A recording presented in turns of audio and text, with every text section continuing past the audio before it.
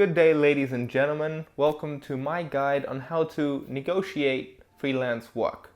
I'm going to tell you a little bit about how to negotiate a good price for yourself if you are a freelancer, and I'm not going to be discussing how to get work. This is taking off from the point where you have somebody asking you for work and you kind of don't know what to do next.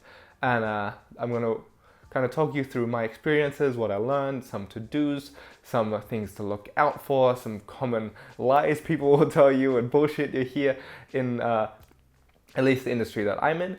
And this is going to be a little bit of a longer video because I feel like it doesn't really make sense to scratch the surface of this topic. There is a lot to look out for, and every single one of these things could be a big problem if you don't have them in mind. So I wanted to really share, because I'm not aware of any video out there that really talks about these things. A lot of this is just handed from person to person, and people coach each other as they get into the business. So I wanted to put something out there that I can share with friends, because a lot of times when I talk to people about freelance work, or when people approach me and say, hey, I have this offer, what should I charge?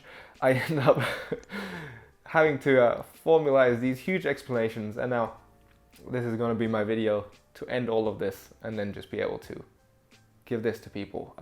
Hopefully, somewhat complete guide on how to negotiate. As this is going to be a long video, maybe you want to go wash the dishes and just listen to the audio, or make a coffee, some tea, and as I go on and go through the list. If you don't know who I am, my name is Jason Paul.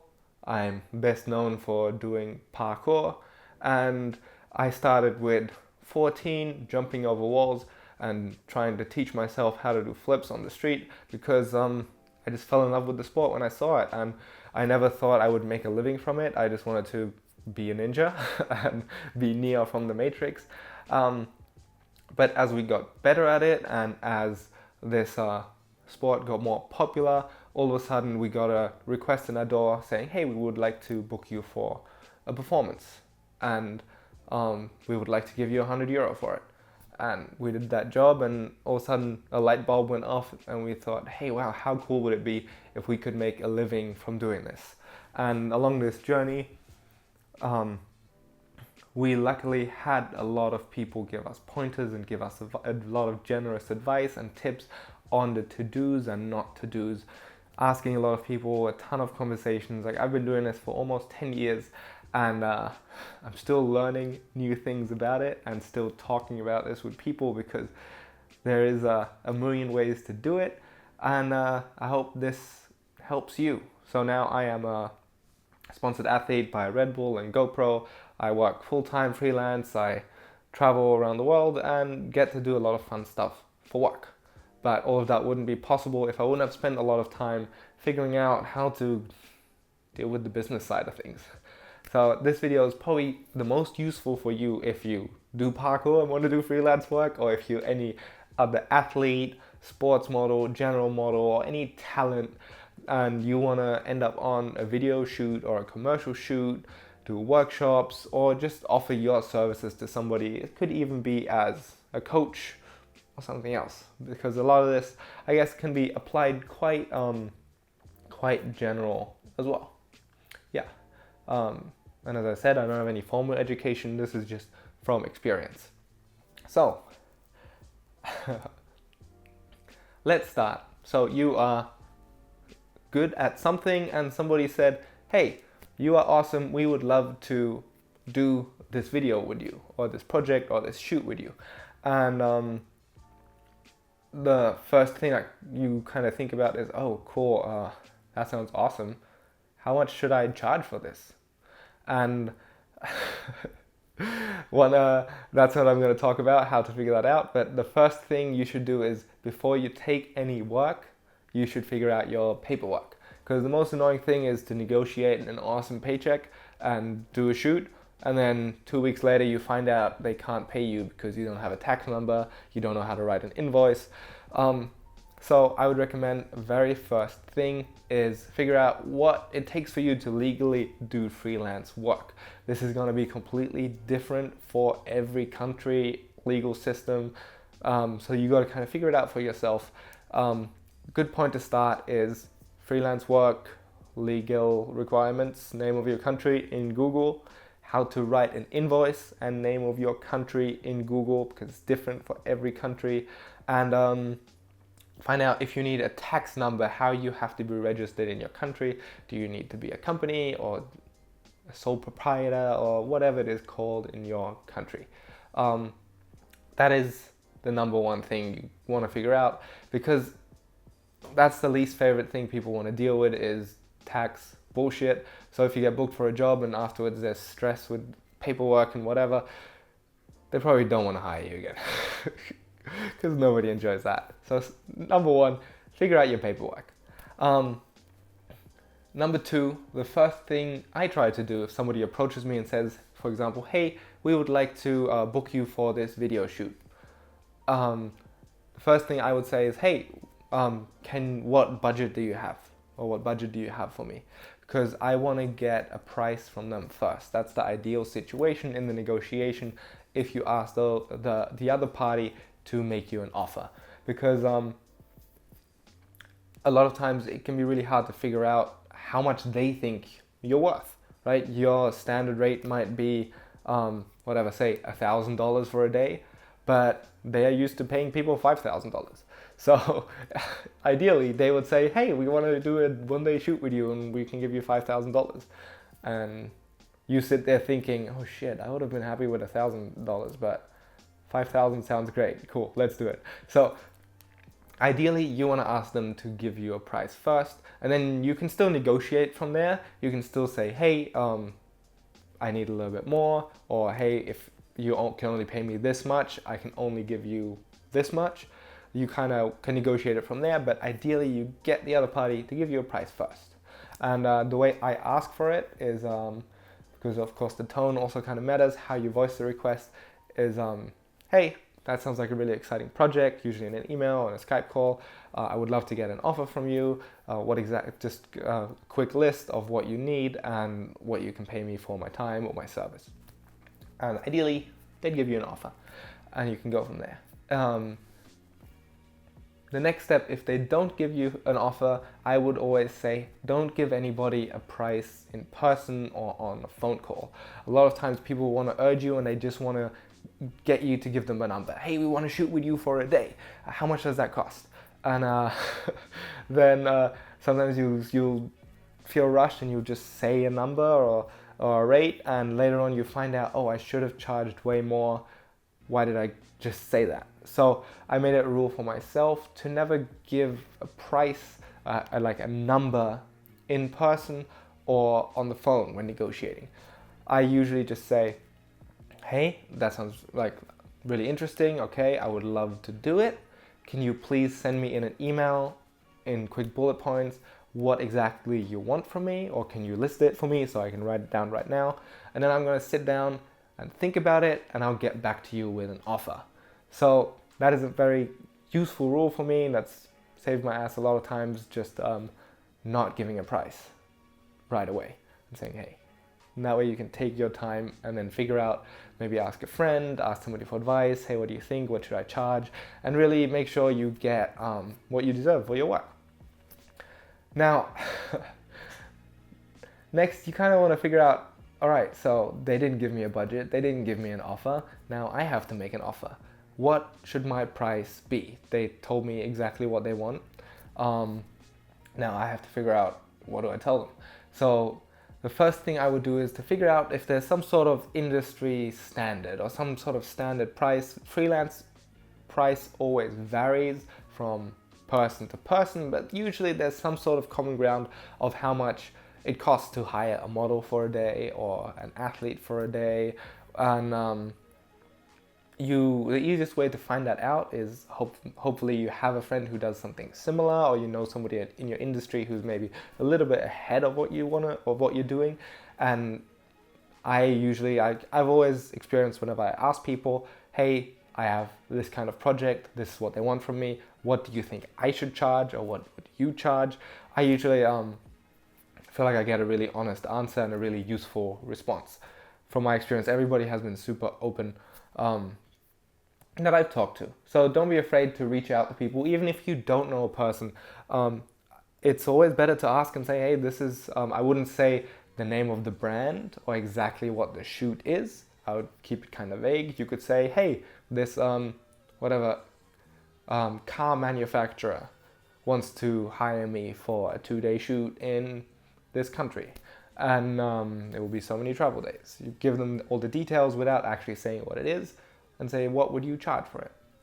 And that way you can get kind of an evaluation of what other people in your industry charge, because then you can get a nice spot that feels right. And the next thing is to kind of experiment, because prices do vary from person to person. Maybe you have a better reputation because you've been doing this for a long time and you can charge a little bit more. Or you have a bigger name in the industry and you can justify a higher price, or you have something that makes your work special. So you don't get a price that is the industry standard. Maybe you get a little bit above.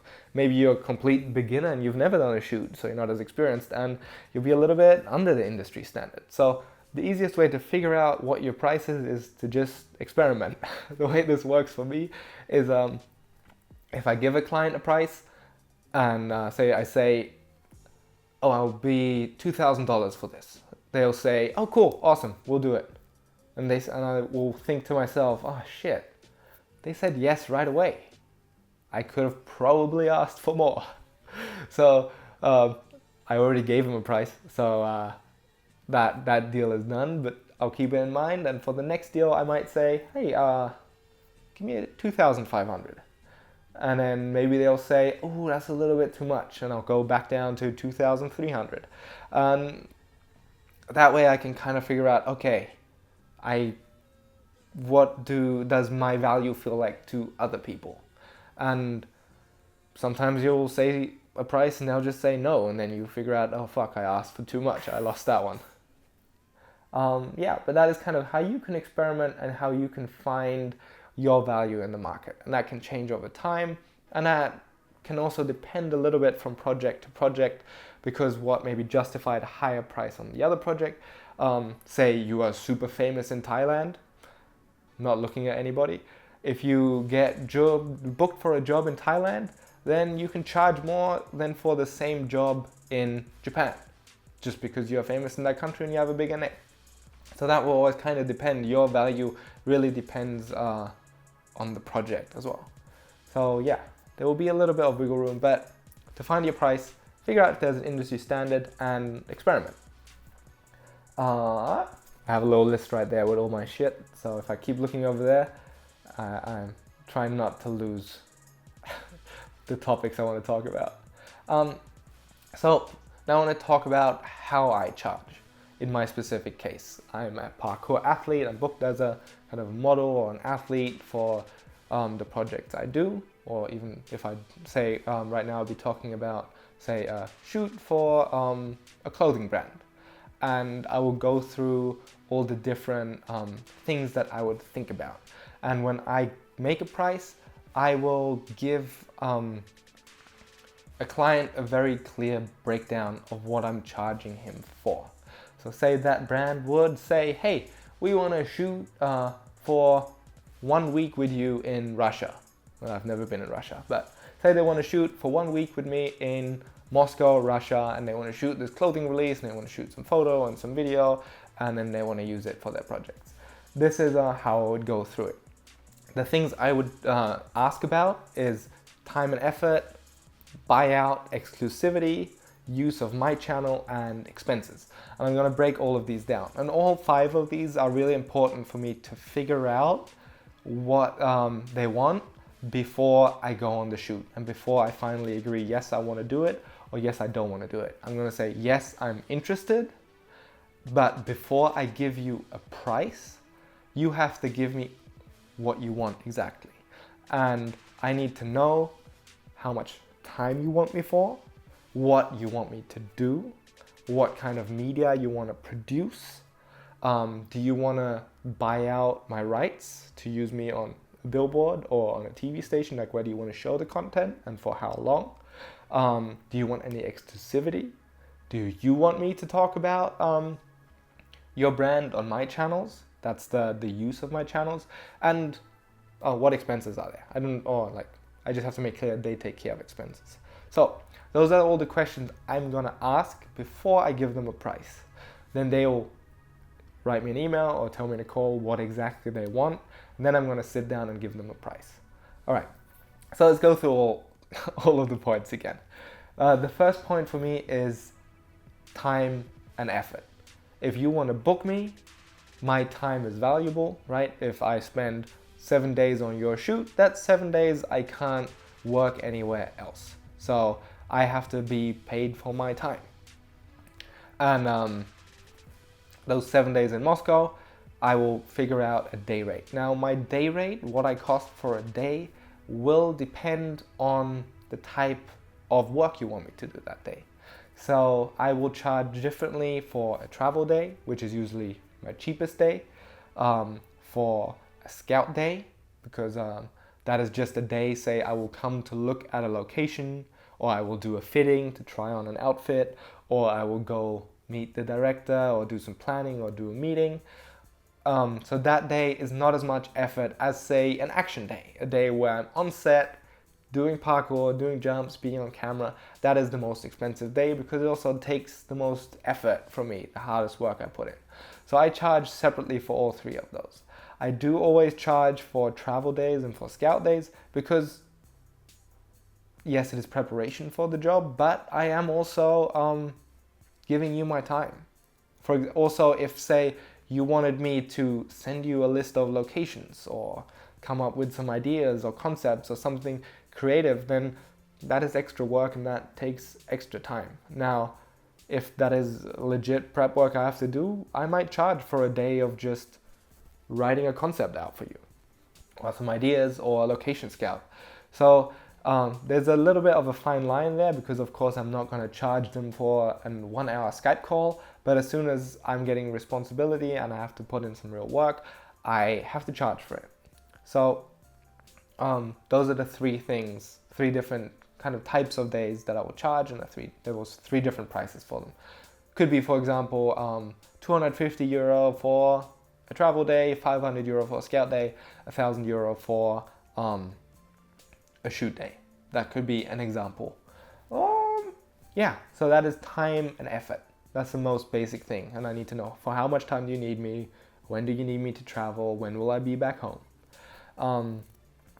The next thing for me is expenses. Whenever I do a shoot, all expenses are taken care of. If you want me to be in a certain country, if you want me to be in Moscow for the shoot, you have to take care of my travel, you have to take care of my hotel, a place to stay, you have to take care of food. Usually they will either provide you food through catering on set or breakfast at the hotel, or if that's not the case, a lot of times they'll give you what's called a per diem, which is, say, a 50 euro you get for every day to buy your own food. Sometimes it's a mix of both. So expenses, at least for me, should always be taken care of. Sometimes I'll ask them, hey, I could, for example, say, hey, I'm in Moscow for a week for the shoot. I've never been to Moscow. I'd love to stay 2 or 3 days longer to look at the city. Can you book my return flight 3 days later? In my experience, that's totally cool and fine to ask, but those 3 extra days that I'm there, none of my expenses will be covered, right? I'm not working, I'm on my own time, so I cannot ask them to pay for my hotel, my food, or anything. That's on me. All right, so we got time and effort, we got expenses out of the way. Next is a buyout. So usually I work on a media production, or whenever there is a media production, I need to know what is going to be shot. Are we shooting video and photo, or just video or just photo? And then I want to know, where are you going to use it? That's what's called a buyout. And you get a buyout because, for example, if I do the shoot in Moscow for Nike and they want to take a photo of me and put it on billboards all over the world, on Times Square, New York, my face, Nike, whatever, then I'm heavily branded, right? The world perceives me as Jason, the Nike guy. And for the next year, it's very unlikely that, say, Adidas will want to book me for a photo shoot, because it would look terrible to have Nike and Adidas posters billboards on two sides of the street with the same guy on it. Like, that just doesn't make any sense. So you get a buyout because by taking this work, you're potentially losing out on other work. So that buyout will always depend on a few things. First thing is, how famous are you? How well known is your name, right? If you are Brad Pitt, if you are Keanu Reeves, Nicolas Cage, Angelina Jolie, if you're a huge name, then you will lose out on a lot of work because you are sponsored by Coca-Cola. You won't be able to do any other drink. So you have to get enough money to make that worth it for you. If you are Little Jason, just a few people know who I am anyway, then my buyout won't be as high. So you have to kind of evaluate, how much work am I going to be losing? How much money do I have to get for this to be worth it for me? Now, this buyout will depend. If they want to use your content, say, for just billboards in just Germany, or do they want to use it for billboards and trade shows and magazines and their newsletter and their website and their social media, and I think that's kind of it, huh?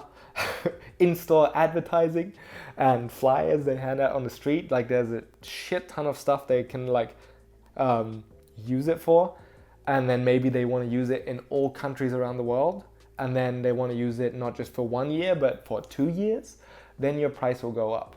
So usually the contracts that I have seen usually go for a year or maybe 2 years, and they very specifically will say, this is what we want to use it for. And a lot of times when I ask, do you want a buyout or do you have a buyout, they'll send me kind of a base contract. They'll say, hey, this is what we want to use this for. And usually they'll just send you a contract that is super safe for them, but totally shitty for you. They'll say, hey, we want to use everything we shoot of you forever in all media, every media that's invented now and every medium that's going to be invented in the future. Like, there's these contracts that basically say they can use it, do anything with your image and resell it, and usually I don't think it's them trying to trick you. It's just them trying to save their ass and being lazy and trying to be safe. And when they give me one of these ridiculous buyouts, then I can tell them, hey guys, just so you know, the buyout you sent me, you can kind of use my image for everything all around the world forever. So I'll have to charge you this much for it. And I'll give them my highest price because you want to use it for fucking everything. And then I'll tell them, if it actually turns out you don't need my image for birthday cards and billboards in Madagascar, then please change it in the contract and I can give you a lower price for my buyout. But if you want all of that, this is what it's going to cost. So that is how buyouts work. Buyouts usually are really nice because a lot of times you get more money for the buyout than you get for the actual time you spent on set, because that is actually a huge deal for a brand to use your image all across the world or on a billboard, or say they want to show your video on TV. You get pretty good money for that. And the nice thing is, say they would shoot an advertising with you and your buyout runs out, they only had the right to use your video for a year. Maybe after a year they will say, hey, we're still selling that product, we still want to use your image, and we still want to use that ad we shot last year, so we'll buy you out for another year. You get extra money for basically not having to show up to set and do any work. So that's really nice. And if you're lucky, that will happen to you. But if you're unlucky, you're going to sign a shitty contract because you're too lazy to read through the contract, and you're just going to sign it, and it turns out they gave you like $200 and they can use your image forever, and instead of seeing your face on a billboard and like being happy, you're just going to be like, they fucked me. Or not even they fucked me over, I was too stupid to negotiate. So yeah, it's never really anybody fucking you over. 99% of the time it's not anybody fucking you over. It's just you doing a bad job at telling them what you want, what your price is, knowing what your price is, and you communicating clearly, and also you saying no when they ask something ridiculous. So especially with contracts, I feel like it can be a little hard sometimes because they don't want to be lazy to change the contracts. They usually send you a PDF, and then I'll have to go into the PDF and highlight every sentence that I don't understand, that doesn't make sense, and I have to give a suggestion on how to change it. Like, that can take a few hours to go through such a contract, and then also figure out what you should charge for it. It can be really difficult. What can come on top of the buyout is exclusivity. So say in this example, I did the shoot with Nike, and they did a buyout. They get to use my image of me jumping over Moscow for the next year. And then a day afterwards, Adidas wants to do a shoot with me, and they don't give a fuck that I just did a shoot with Nike. Then I get to do that second shoot with Adidas, and Nike can do nothing about it because they only bought the rights for my image and nothing else. Of course, they paid me because there's a risk Adidas now doesn't want to hire me, but if I'm lucky, they will. So if Nike can ensure themselves that that is not going to happen, they might say, hey, we want exclusive rights to your image. And that is very different from just the rights to use your image. If they want exclusivity, that means you are not allowed to do any shoot for any brand that is a competitor brand usually. So say you do a shoot for Nike, they'll probably say you can't do any shoot for any clothing or shoe brand in the next year or 2 years, or however they want. If it's a drink, if it's Coke, they will say you can't do any shoot for any other drink, any other beverage. So they will usually block you out for a whole category. And if that happens, that's usually really nice. It doesn't happen often. It means that usually it's kind of a big shoot, and exclusivity costs a lot because you are losing out on any other work you would be getting otherwise. And exclusivity can kind of add a nice little chunk on top of your buyout. So I feel like even up to, I don't know, I feel like I'm not very experienced on the buyouts and the exclusivity thing and how much the prices should change. It is usually something where I always try to consult with somebody who I know has a little bit more experience. But yeah, don't be afraid to add a little chunk to your buyout if they want exclusivity. And definitely ask if they want exclusivity. I've had it happen to me before where I was working with a technology brand and was about to do a shoot with them, and then I got a second request from a competitor brand, and I said, hey guys, you want to buy me out? And I'm always very open with all these clients. I said, hey guys, this other brand wants to book me for this kind of project. I don't give the brand name or say exactly what it is, but I say this is what's going on, this is the request. I would like to take it. You didn't book exclusivity from me. Would you like to book me exclusive now, or is it okay for me to do the second job? I'm giving you the option.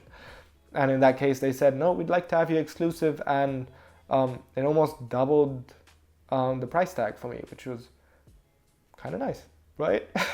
So yeah, I'm always very open, and it's always important to clear that before. So I always ask, do you want to buy out? Do you want exclusivity?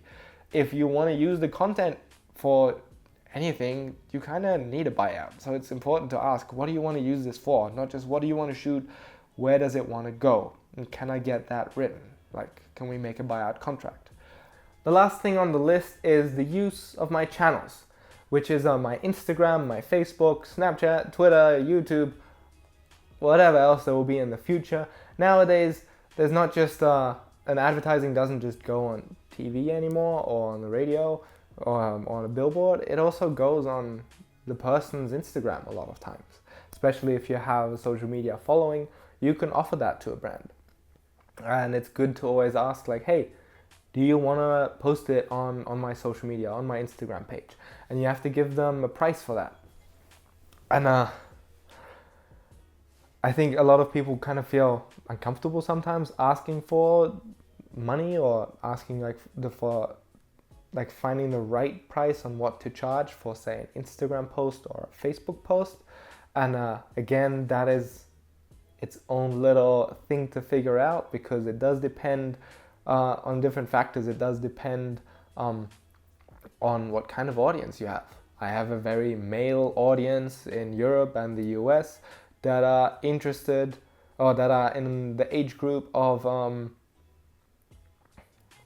14 to like 25, something like that.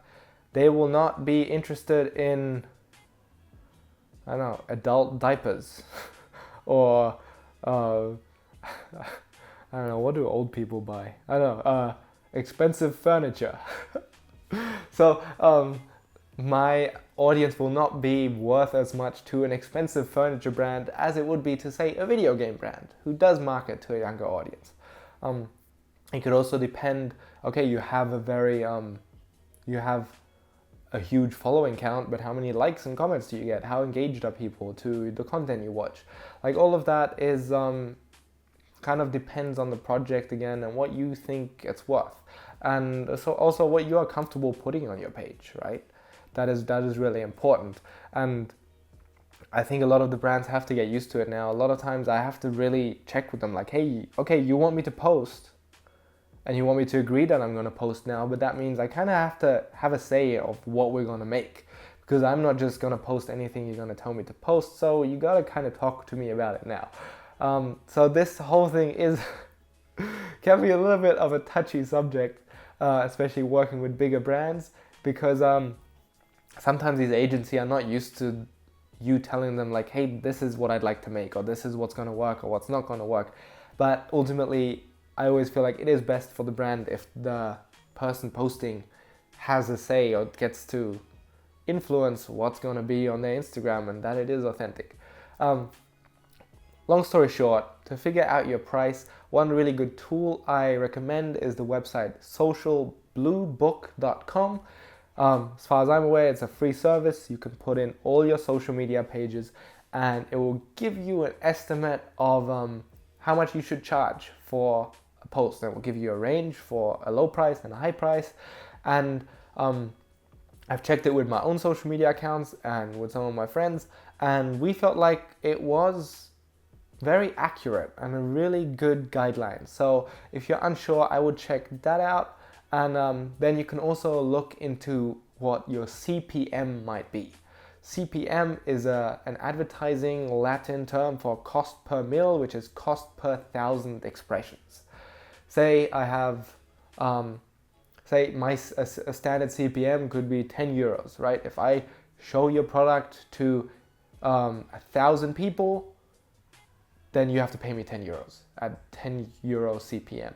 So if I have 100,000 followers, then my CPM could be, what is it? 100 times 10, $1,000 for a post, something like that. So there's CPM. Whenever I calculated CPM, I didn't feel like it was very accurate, but it is a guideline to go by. If by the time you watch this video, Social Blue Book doesn't exist, or you just want to find something else to look at, you can think about CPM as well, because that is a pretty standard advertising metric they go by.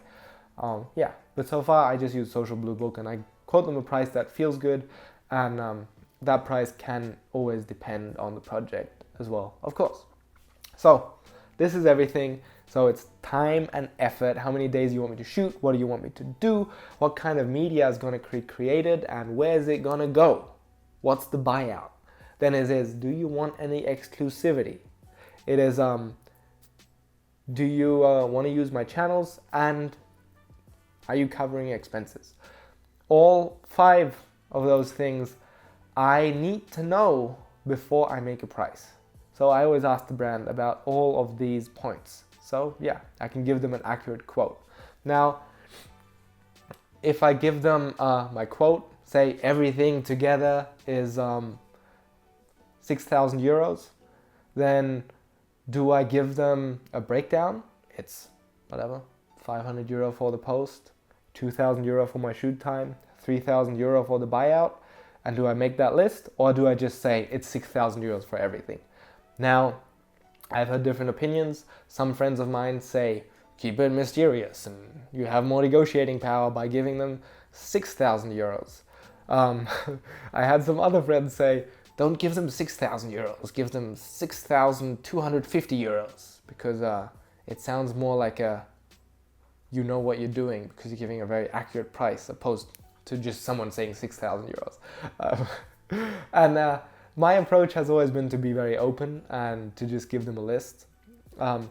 For one, I feel like I just don't want to deal with bullshit, so I'm sending that out. I want to be very open with the people I work with and just tell them, hey, this is what you want, this is what it costs, so much per shooting day, so much for my rights, so much for my travel, yada yada yada.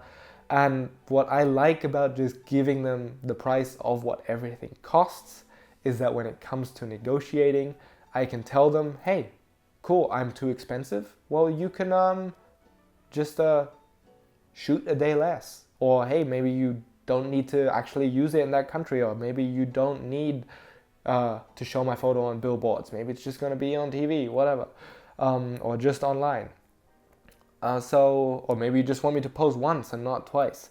So that way you can negotiate down. It's a little easier for them to say, hey, you're too expensive. Then you can actually say, okay, if you want to pay less, you'll also get less because that's my price. And this is what do you want to take away from that list?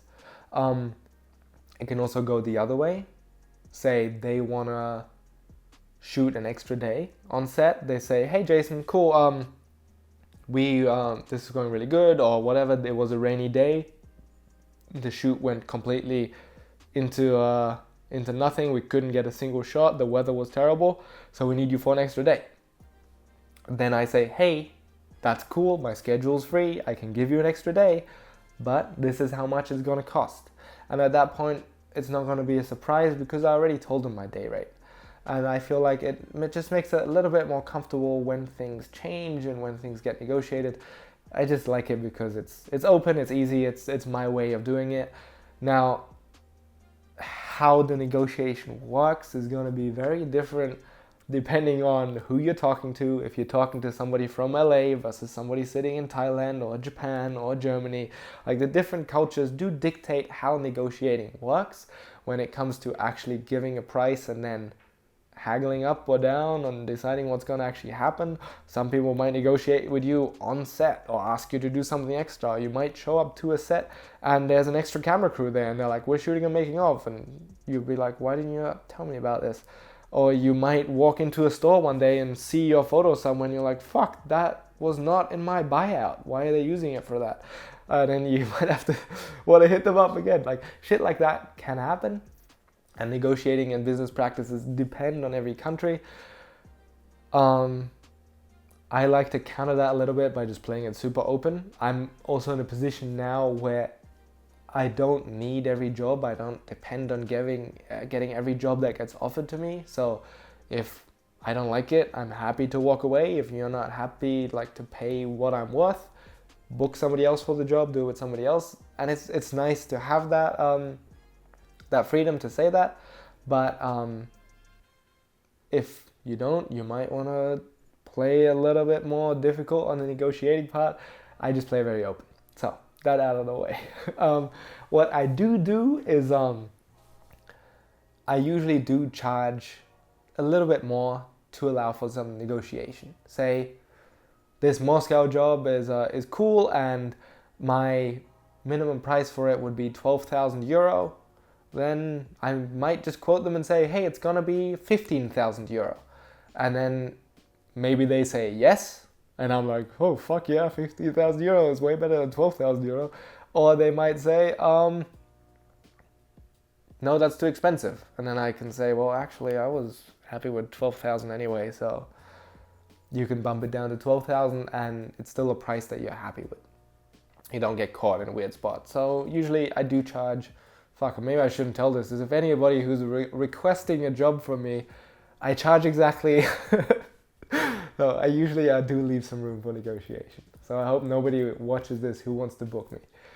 I gave away my secret. Yeah, so once that is all out of the way, I always want everything in writing. I want one final, it can just be an email with some bullet points that sums up everything we agreed on. Because a lot of times you make a decision in a meeting or a phone call, or you make a decision on a meeting or a phone call, and it is not documented in writing anywhere. So maybe you end up on set and they're like, hey, we wanna, use this for this and this and that. And or the weeks afterwards they use it for something that you never talked about. And because it was all just in a meeting or on a phone call, it's your word against the client's word. And you never want to be in that situation where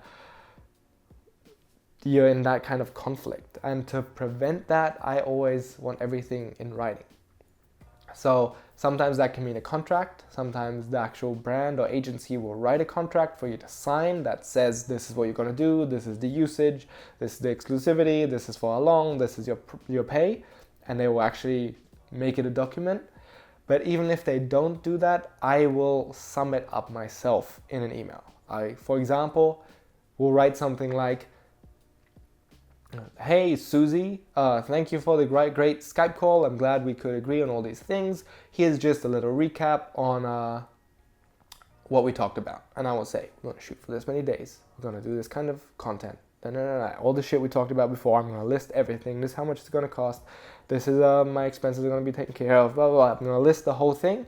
I'm going to say, underneath, I'm going to say, "Please let me know if I got everything or if I missed out on something. Let me know so I can add it to the list." And that way you leave them an easy opportunity to actually review it and realize they do want something else, or maybe there was a misunderstanding. And if there is a misunderstanding later and they do ask for something you did not agree upon, you can refer back to that email and say, "Hey guys, this is what I agreed on. What you're asking for me now is extra, and this is how much it's going to cost." Now, next point for me is actually dealing with changes. Kind of talked about that already, but what I like about the way, like pricing it this way and being very open with the client, is if there is a change, I can just refer to my original offer and say an extra day costs this much. Maybe you want to even say overtime costs this much. Some people in their actual quote will say, I cost whatever, $400 for a shoot day up to 8 hours. Any extra time will be another €200. So that way, if something changes, if something unexpected happens, there needs to be extra shoot day, or now they want to use it for something different, you have something to base it off and you're not caught off guard. You can say, "Hey, this is how much it's going to cost. I can do it, yes or no, and this is the price." Right. Doing good. Not too much more to go. The next thing I wanted to say is also, in the negotiating process, don't be afraid to make suggestions. If you're new to this, a lot of times you get the feeling that everybody else is smarter than you and you don't want to be rude by asking a question or suggesting something and then looking like an idiot, or kind of them realizing you don't know what you're talking about, or you feeling like you're insulting them for asking something weird. I would never be afraid to make a suggestion. It has to come from a very polite way, because you don't know the personality of the other person usually, and you don't want to come off in a weird way. But usually I think it is right to say, "Hey, for example, they want to book you for a performance. They're going to say, "Hey, we would like you to do a parkour performance or a juggling show, or to do a BMX backflip at our, product launch. And we'd like a 10-minute show, just you." And you have to realize in that moment, you are the expert. And they might not realize that it is ridiculous for one parkour guy to do a 10-minute show by himself, possibly without any obstacles in a shitty location. And they don't know that. And a lot of times you have to really think about, what do they know, what do they don't know. In that moment, you are the expert on what you're doing. And if something doesn't make sense to you, if something seems worrying, or you don't understand something, always ask. Make sure you phrase it in a nice way, usually as an open question, or even saying, "Hey, I'm unsure about this, can you explain this again?" And really make everything clear so you understand and so you can give valuable input. So you might even say, "Hey, a 10-minute show is unrealistic. I feel like it's actually not going to be entertaining. What I would suggest is to get 2 extra people and making a 5-minute show and using these kind of obstacles or this kind of location." and we should have a location scout before, just so we can plan and do the choreography. We need an extra day to do choreo, we need that time of the day, what outfits do you want, kind of to make the suggestions and give a voice to your concerns and your thoughts, and just make it clear that your intention is not to question their knowledge or their professionalism. Your intention is to make the very best job you can do. So as long as you make that clear, say I just want to make sure we do a good job, I just want to do a really good thing, so I'm going to ask you a few questions if that's okay. What do you think about this? I have this idea. What do you think about this? Did we think about this? Did we check about this? That's totally cool and important and good to do. So don't be afraid to do that, please. Don't be afraid. You're doing good. Then I want to talk a little bit about should I work for free, and also some common kind of bullshit things you'll hear people say. First of all, should I work for free? Some people have very strong opinions on it. They say you should never work for free. Your work is worth this and this much, and if they don't want to pay you, fuck them, and no, they don't value your work as an athlete and an artist or whatever. I understand where they're coming from. I do think there are some situations where it is worth to do a job for free, especially if you are starting out, if you don't have too much experience. I do think it is really awesome for one to do collaborations, to build your portfolio, but it can also be worth it to do a job with an agency or somebody that you want to get to know or you want to build a relationship with, and just go and meet them and do a job, and maybe you meet somebody else on set and that will lead to a new project, and that might lead to a paid project. Or say, I don't know, you always wanted to go to Egypt, and this travel agency says, hey, we want to send you to Egypt and we can pay you this much. And you think to yourself, fuck, that is half my usual rate, but I always wanted to go to Egypt, and we'll get to ride on a camel, and it will be worth it for me in life happiness. So I get that situation, work for less or work for free, that is up to you. However, I do want to talk about some bullshit people will throw at you to get a better price.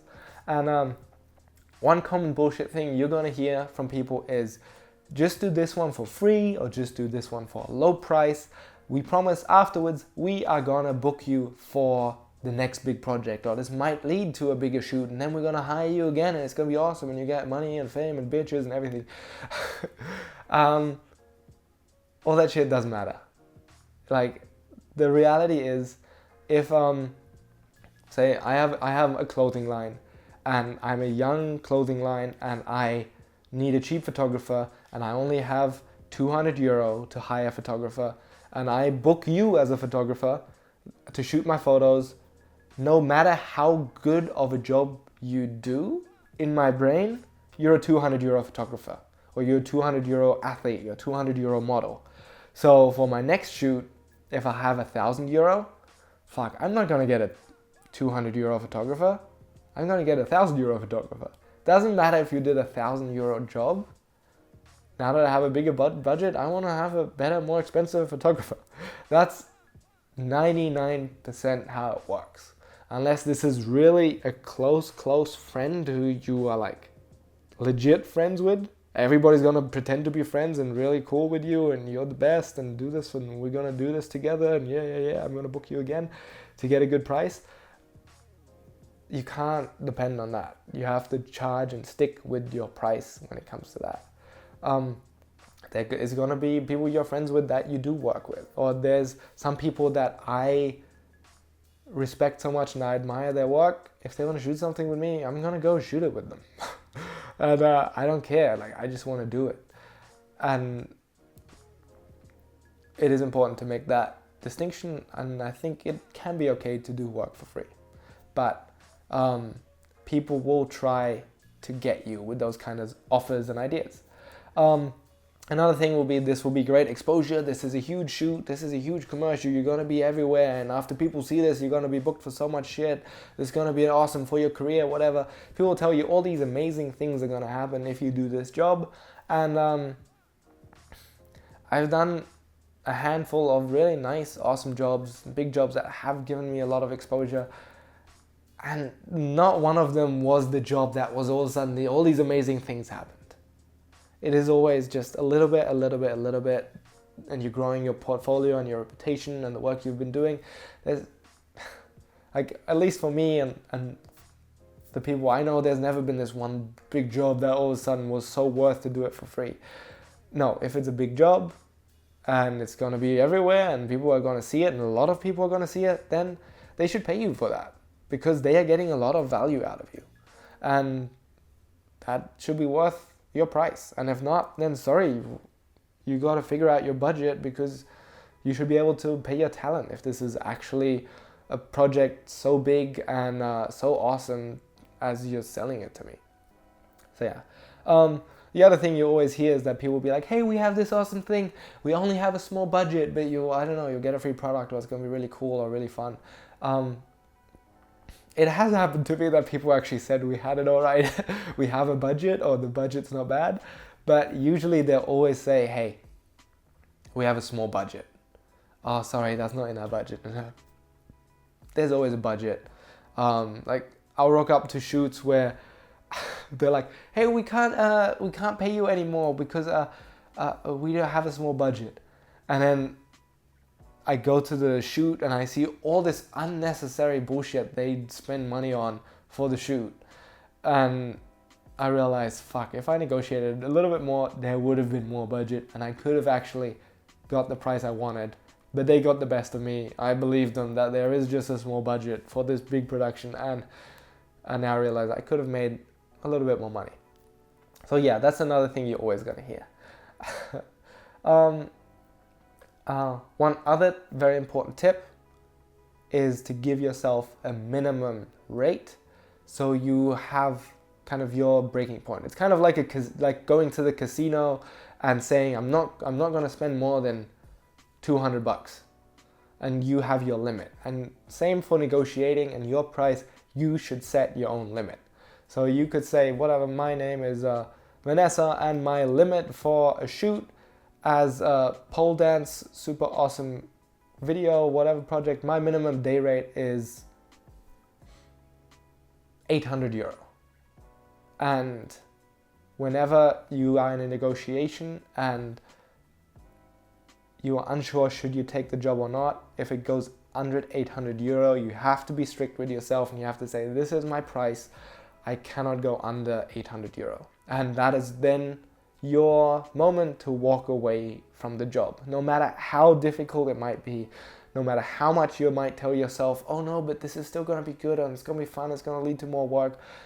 You have to set your minimum and then stick to it.